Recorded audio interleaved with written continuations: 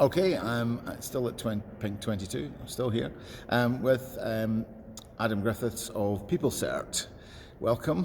Thanks, Barclay, very much. Great to be here. It's really good to meet you as well, and you joined Axelos PeopleCert in the last year or so. About a year and a half.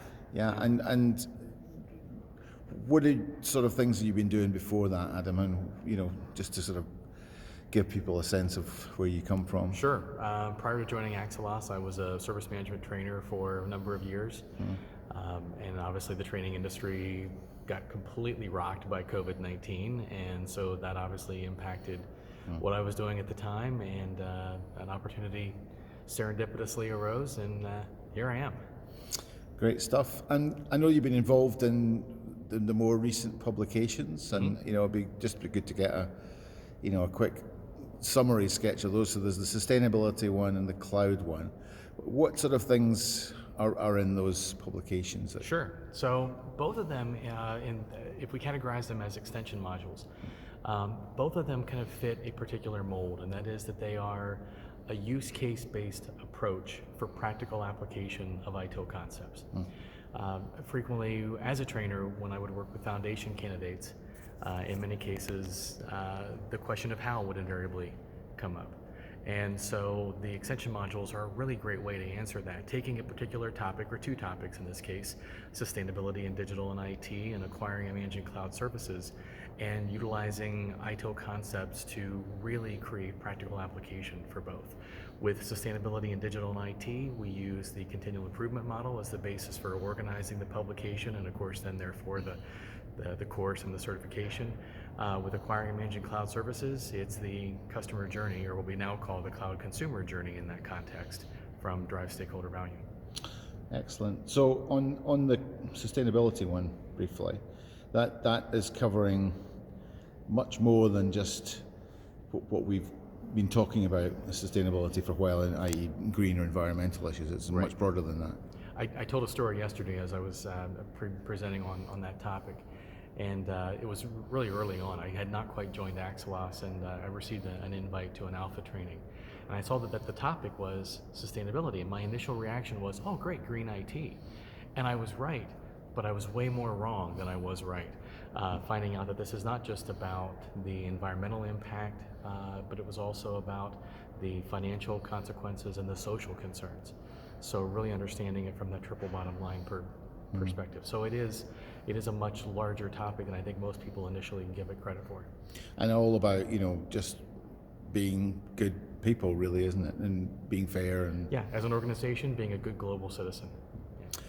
Great stuff. And on the cloud one, I mean, just what are the highlights from that in terms of, learning objectives, or, what people can take away from it? So utilizing the customer journey, walking from explore to engage, to offer, to agree, to onboarding, and then co-creating and realizing value.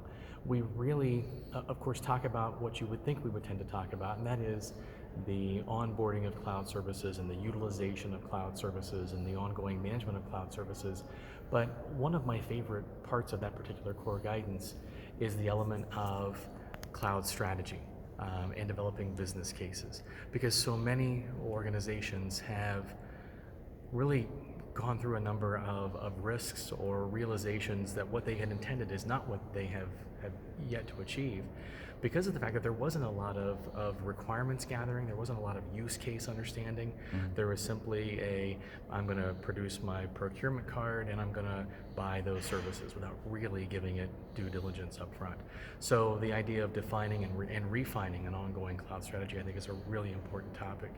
I happened to present on that cloud topic today, and one of the members of the audience came up to me and said, boy, that list of risks that you went through, you really nailed it, because my organization experienced all of those except for one.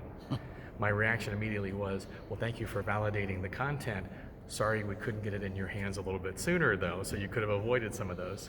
So just finally on that, the target audience for that, who's that really aimed at? Is that aimed at buyers? In both cases, you're absolutely right. With cloud, it's looking at the organization as a cloud consumer, which from an ITIL point of view is a little bit of a paradigm shift in how we normally kind of consider that audience. We normally talk to the organization as a service provider. Here we're talking to the organization as a cloud consumer. Yeah. So it is a little bit of a flipping of that script.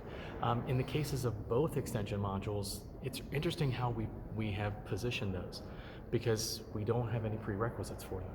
So it's not required that a candidate complete ITIL 4 Foundation before either of the extension modules, the idea being that we want to cast the widest possible net for those courses, that we really want to incorporate not just our traditional ITIL audience, but also those folks that are business leaders, project managers, etc., where those two topics are really bigger than just, again, what is our traditional audience. So how do we bring them in? We eliminate that prerequisite. So it's taking ITIL out beyond the traditional Right. ITSM only And that's a tricky business, because of course we have to make sure that anything that we use, from foundation or beyond gets very well defined.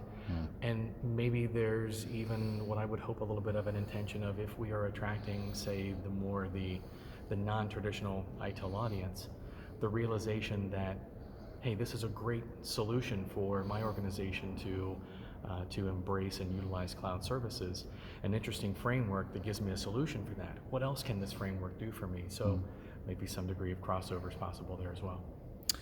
Well, that sounds very fascinating, and good to hear that there's the breadth is being extended. Thanks, Adam. Thanks very much. No, thank you very much, and certainly thanks to Pink as well, because it's great to get a chance to engage face-to-face with people again. While virtual meetings are ultra convenient, there's something to be said about the spontaneity of just having these conversations with other like-minded service management professionals. Absolutely, and hope we get more of those to come. So Indeed. See you sometime soon. Great, thanks Barclay. Bye.